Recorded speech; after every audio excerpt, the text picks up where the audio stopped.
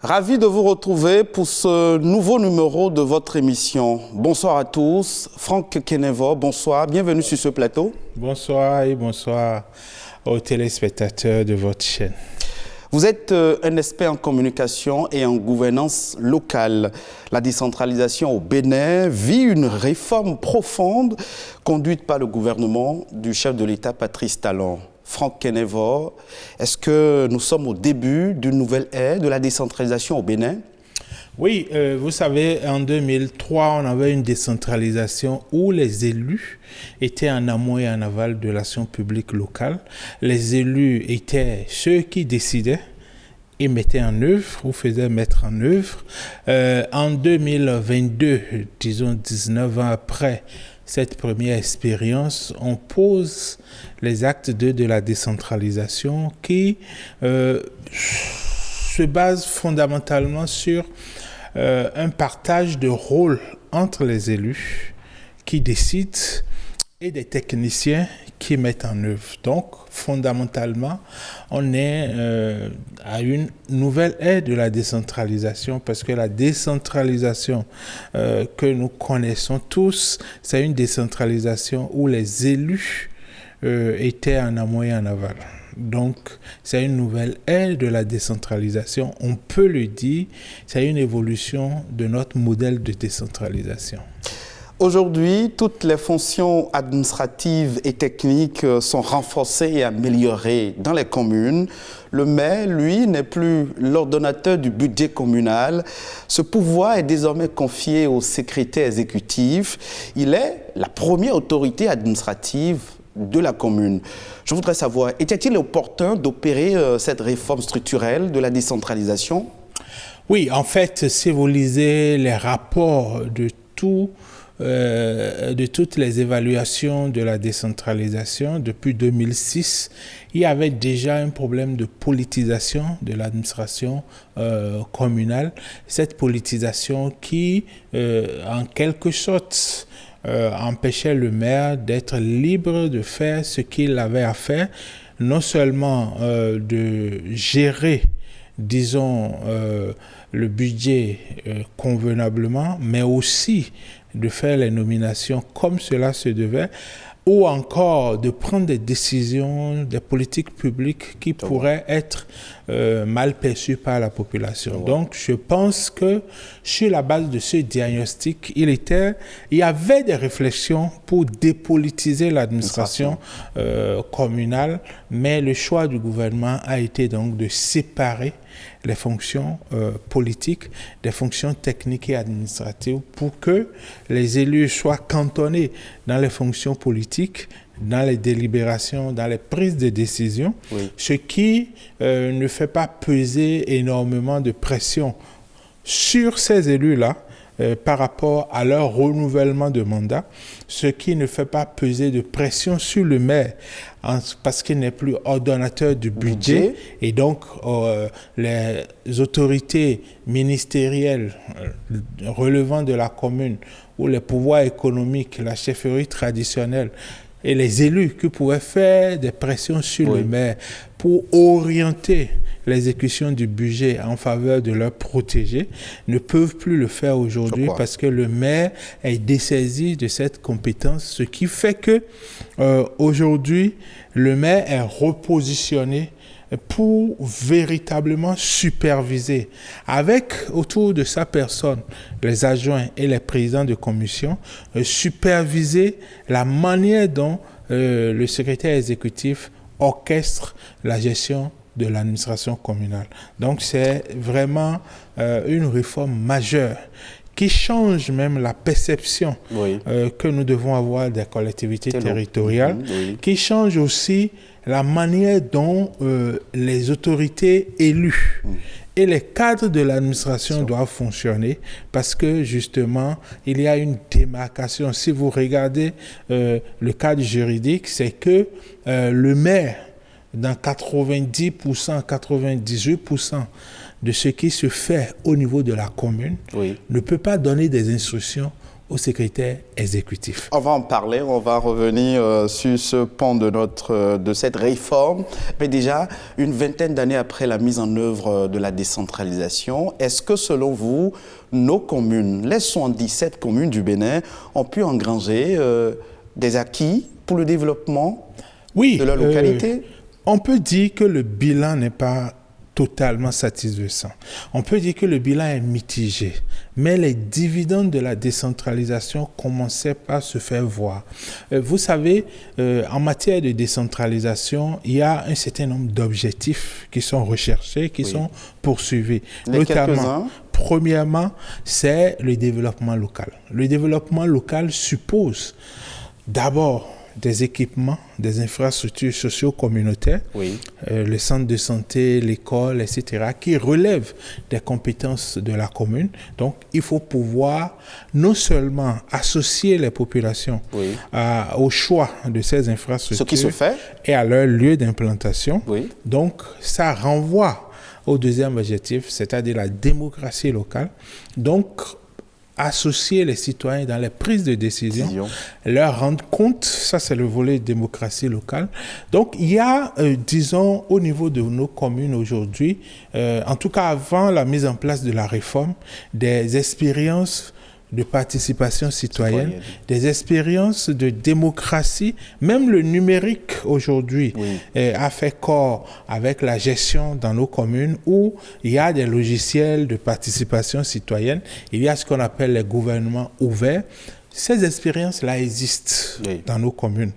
Deuxièmement, en matière de développement, je pense que sur le plan des infrastructures socio-communautaires, ce qu'on appelle développement non monétaire, il y a quand même un progrès notable dans nos communes. Il y a des centres de santé, il y a des écoles qui sont construites, il y a les pistes rurales qui sont aménagées, il y a surtout des équipements marchands.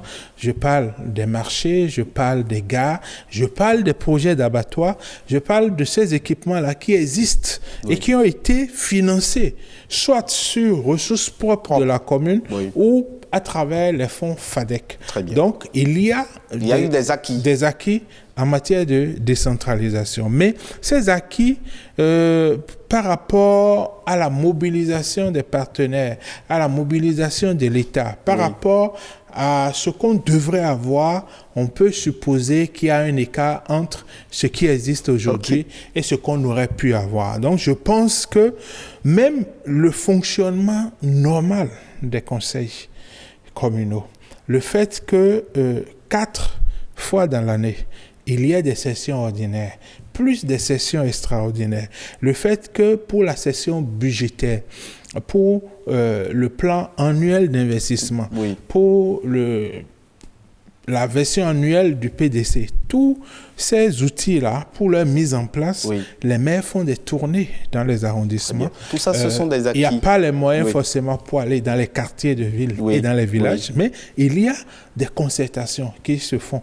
Aujourd'hui, nous avons quand même des acquis qui sont indéniables. Le problème, c'est que en matière de ressources humaines, les collectivités territoriales ont eu un déficit qui a limité leur capacité d'action. Et quand vous parlez de ressources humaines de qualité, pensez-vous sincèrement que nos communes ont souvent disposé des cadres techniques et administratifs dont elles avaient réellement besoin en 20 ans ou, disons, en 20 ans de décentralisation? Non. Je pense qu'à ce niveau, il faut être honnête. Les maires de la première et de la deuxième mandature, surtout, n'ont pas fait les recrutements sur la base du profil recherché.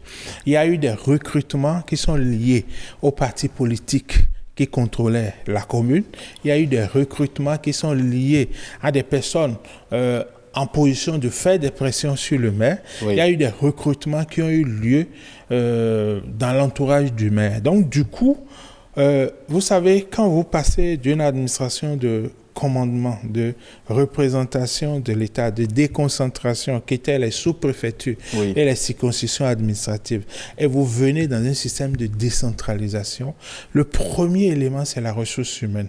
Pour concevoir des projets, parce que lorsque vous recensez les attentes de la population, ce n'est pas les citoyens qui vont traduire ça en projet, en politique publique. Non, c'est les cadres de l'administration locale qui doivent être en mesure de formuler des politiques publiques, des projets de développement pour répondre à ces attentes des citoyens. Donc, il faut une ressource humaine d'un certain niveau. Deuxièmement, lorsque nous parlons de mobilisation des ressources, la stratégie, il faut des cadres pour concevoir ça. Lorsque l'Union européenne, la Banque mondiale, les collectivités territoriales du Nord envoient des appels à projets, les communes béninoises ont du mal à lever ces fonds-là parce qu'il n'y a pas une ressource humaine et une connaissance des mécanismes de ces partenaires-là. Et quand on a connaissance de ce problème, est-ce que la réforme structurelle de la décentralisation vient régler ce problème? Oui, je pense que dans un premier niveau, on peut se réjouir de ce qui a été fait. Maintenant, si vous recrutez des gens sur profil, si vous recrutez des gens avec des profils relativement ouverts, il faut attendre qu'ils fassent leurs preuves sur le terrain. Exactement. Ça, c'est une autre paire de manches. Mais le fait d'avoir aujourd'hui des cadres d'un certain niveau, au niveau du secrétariat exécutif, au niveau de 6 autres responsabilités ou directions de la commune, c'est extrêmement une très bonne nouvelle pour les communes. Vous savez, il y a des communes où le seul cadre c'était le secrétaire général. Et parfois, il a fait une maîtrise, il a fait, disons, un master, mais qui n'a généralement rien à voir avec la gestion d'une collectivité territoriale. Donc aujourd'hui, le gouvernement prend un engagement très fort d'envoyer la ressource humaine de qualité au niveau des collectivités territoriales. Mais si vous m'aviez laissé développer, c'est que quand je disais le premier élément, c'est la ressource humaine. Le deuxième élément, c'est les ressources financières. Vous savez, si vous lisez le cadre juridique de notre décentralisation, vous comprendrez qu'il y a un certain nombre de compétences dont le transfert a été conditionné au niveau de la Cour constitutionnelle par le transfert des ressources subséquentes. Parce que si nous envoyons les compétences que les ministères exerçaient avant aux collectivités territoriales, il est de bon ton que les ressources humaines, matérielles et financières accompagnent ce transfert-là. Il y a toujours eu de résistance dans tous les pays du monde pour faire ce transfert-là. Même les plans de déconcentration, décentralisation qui ont été expérimentés au Bénin n'ont pas donné les résultats. Donc, j'avoue que votre cri de détresse ou votre appel n'est pas tombé dans les oreilles de sourds. Non, je pense que c'est une logique. Lorsque les militaires disent une mission, des moyens et des hommes et des moyens, c'est exactement la même chose au niveau des collectivités territoriales. Renforcer et dépolitiser l'administration locale et la vision des gouvernants à travers la réforme structurelle de la décentralisation. Mais il y a des inquiétudes qui subsistent toujours au niveau des relations qui doivent exister entre le maire et le secrétaire exécutif. Dites-nous, est-ce que vous êtes persuadé, est-ce que vous êtes persuadé que le maire et le secrétaire exécutif pourront éviter les clivages politiques et penser au débat d'idées? Oui, je pense que tout est mis en place dans le cadre juridique et ça sera complété par le cadre réglementaire. Le cadre législatif est connu déjà pour éviter qu'il y ait d'abord des conflits d'attribution entre les deux autorités. Deuxièmement, sur le plan politique, tout est mis en place pour que le secrétaire exécutif n'exprime pas son appartenance politique, n'ait pas besoin d'une appartenance politique, ne révèle pas son identité partisane dans son travail.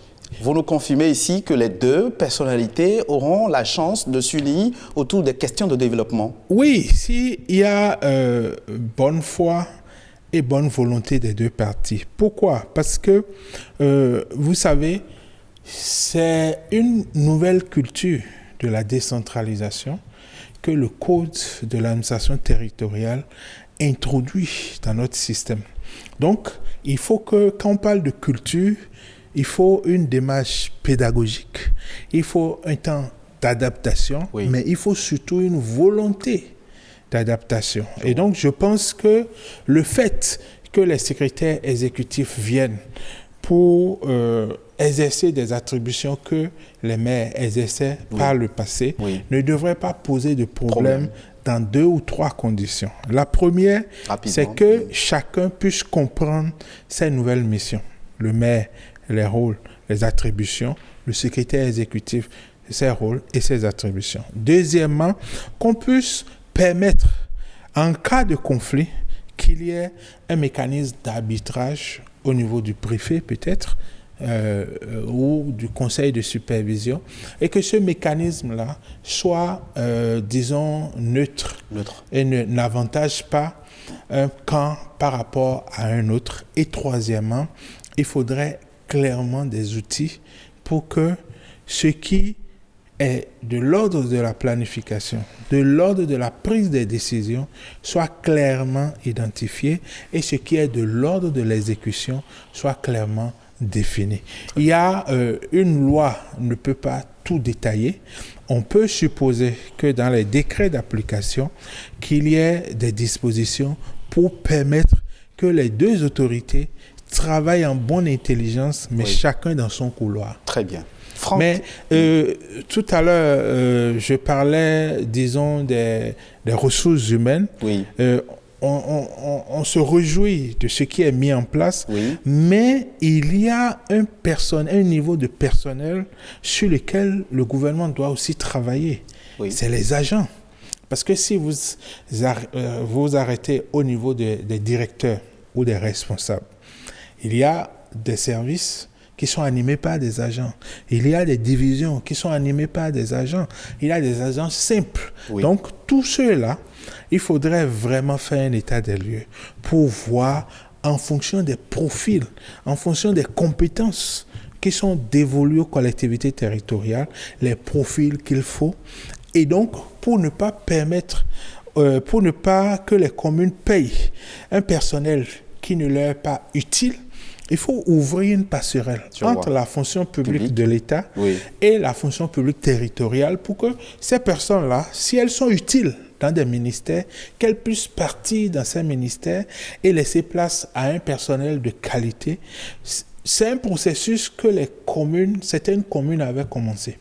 Mais depuis 2015 ou 2016, il y a eu interdiction de recrutement, compte tenu de tout ce qui a été observé. Donc, je pense que c'est une question essentielle pour qu'il n'y ait pas de déséquilibre au niveau du commandement et que au niveau des exécutants et de la base, qu'il y ait des problèmes aussi. Donc, il faut faire un état des lieux pour voir qui peut être utile aux communes, qui n'est pas utile aux communes et quel est le sort de ce personnel-là. Vous savez, il y a des secrétaires généraux qui sont agents de leur commune.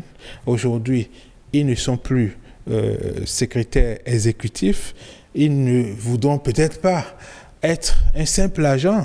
Comment il faut travailler tout ça, il faut penser à tout ça. On réaffecte, on redéploie ce personnel qui a de l'expérience. Donc, il faut régler ces petites questions aussi.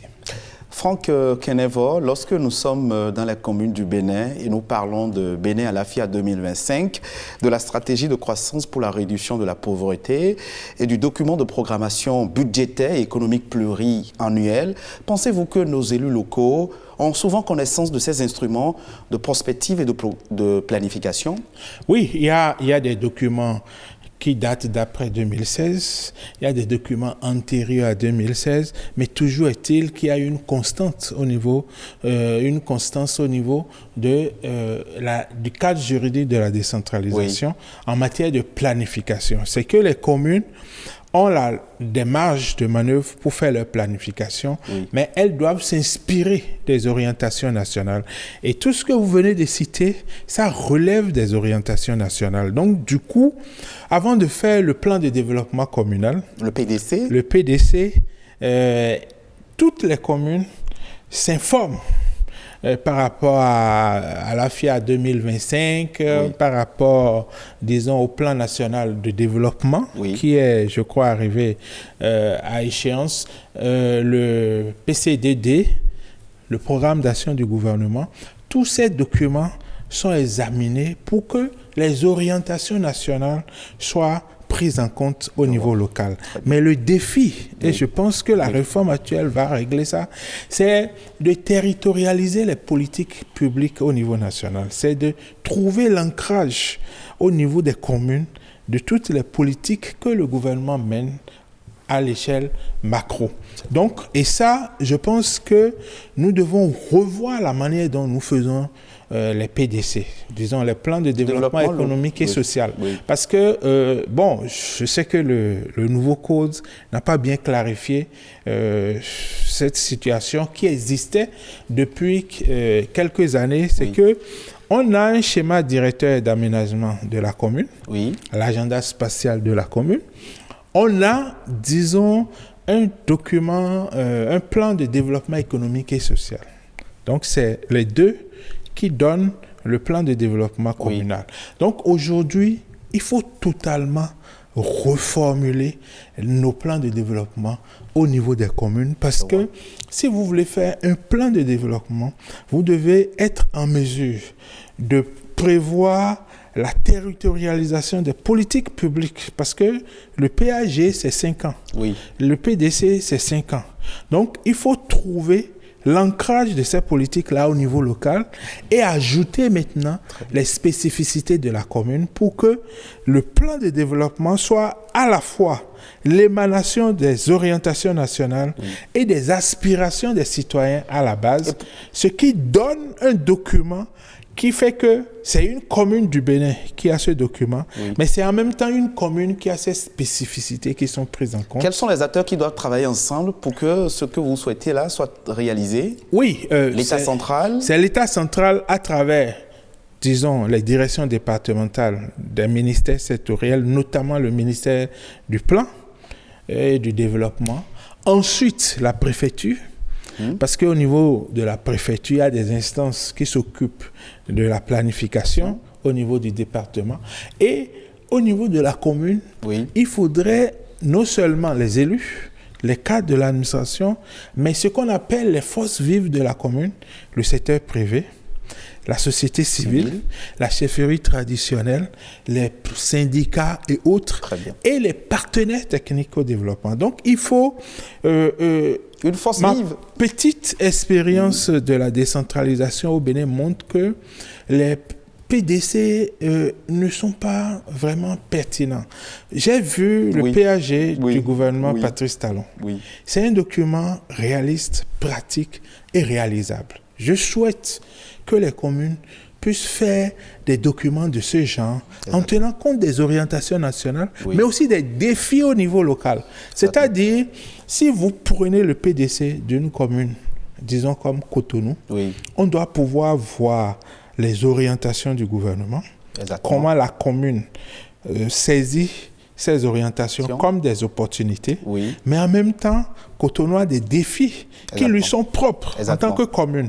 Donc, on doit faire la jonction entre ces deux défis-là pour un bon arrimage, de sorte que quand le gouvernement met en œuvre une politique dans la ville de Cotonou, que cela puisse correspondre au cadre qui est tracé par la commune, de sorte que la jonction de ce que l'État fait et la commune fait va donner un développement durable et crédible. Et ça, depuis 2003, on n'y est pas encore arrivé. Et je souhaite que cette nouvelle génération de PDC puisse être orientée sous ce format-là. De façon pratique, ce n'est pas parce qu'on fait un PDC de 50 milliards qu'on a fait un bon PDC. Exactement. On vous aura compris, Franck Okenevo, le temps imparti pour cette émission est pratiquement proche.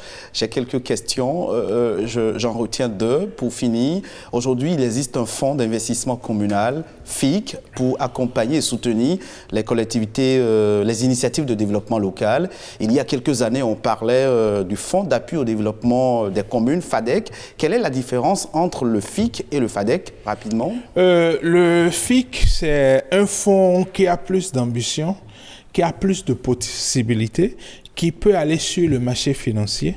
Okay. Ce que le FADEC nous... Le FADEC fonctionnait comme un guichet qui prend l'argent de l'État, qui prend l'argent des partenaires et qui redistribue selon les guichets. Aujourd'hui, le gouvernement a l'ambition d'aller sur le marché financier au nom des communes.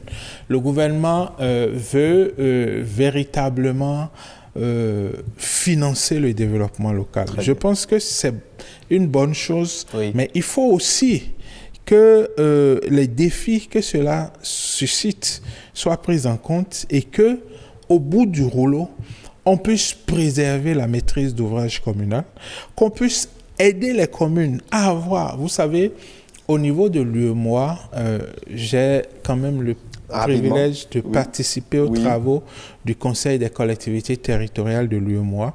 Il est recommandé que 20% au moins des recettes budgétaires de l'État soient transférées aux collectivités territoriales. Oui. Le Bénin est à moins de 5%. Donc nous pensons qu'avec le fonds d'investissement communal, le FIC, qu'on puisse aller rapidement à 10, 15, 20% et pourquoi pas plus.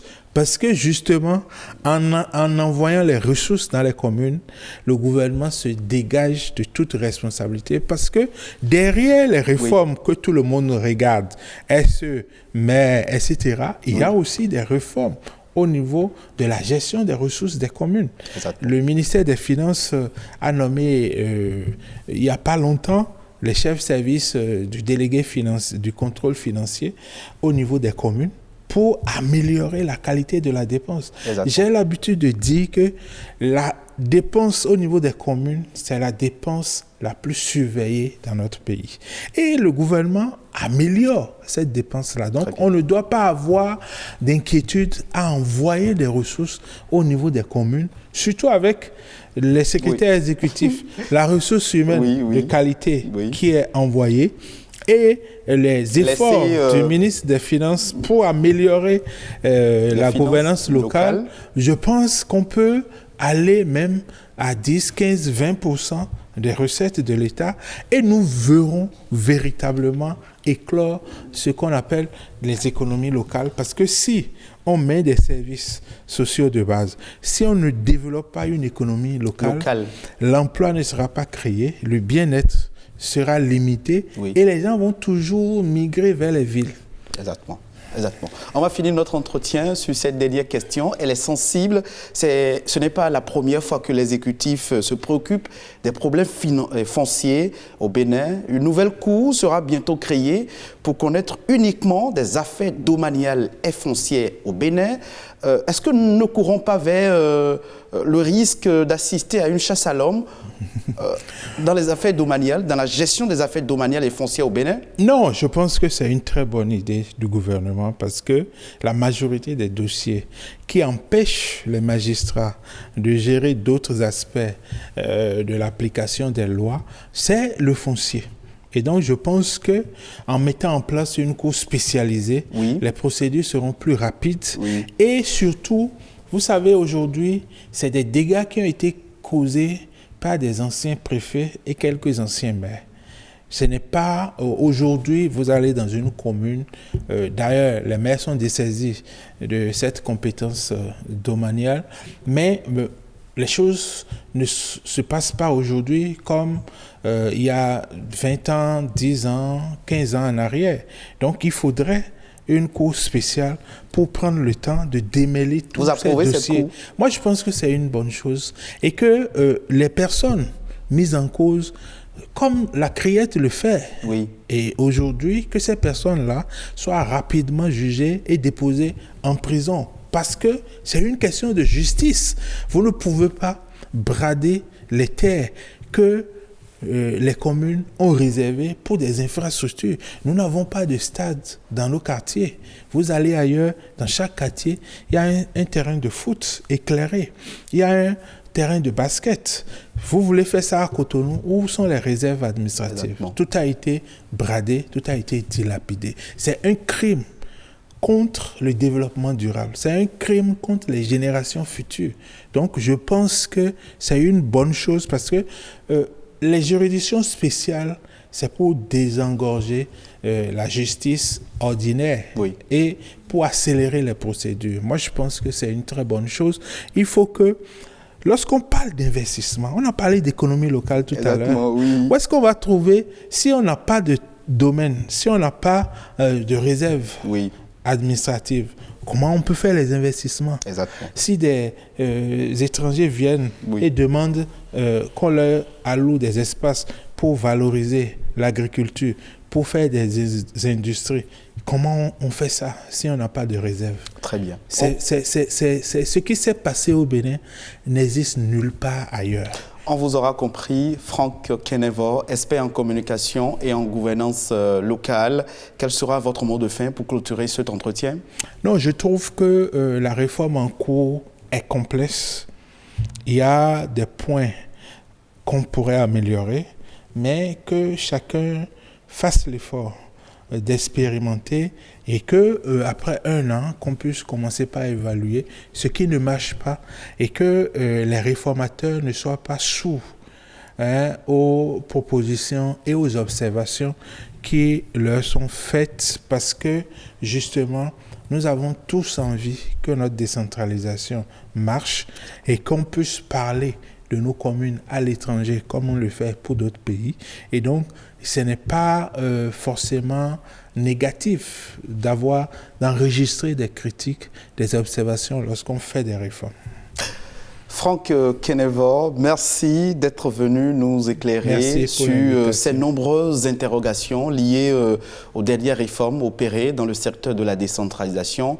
On a compris beaucoup de choses. Il y a bien d'autres questions que j'aimerais bien vous poser. On aura d'autres espaces appropriés également pour en parler.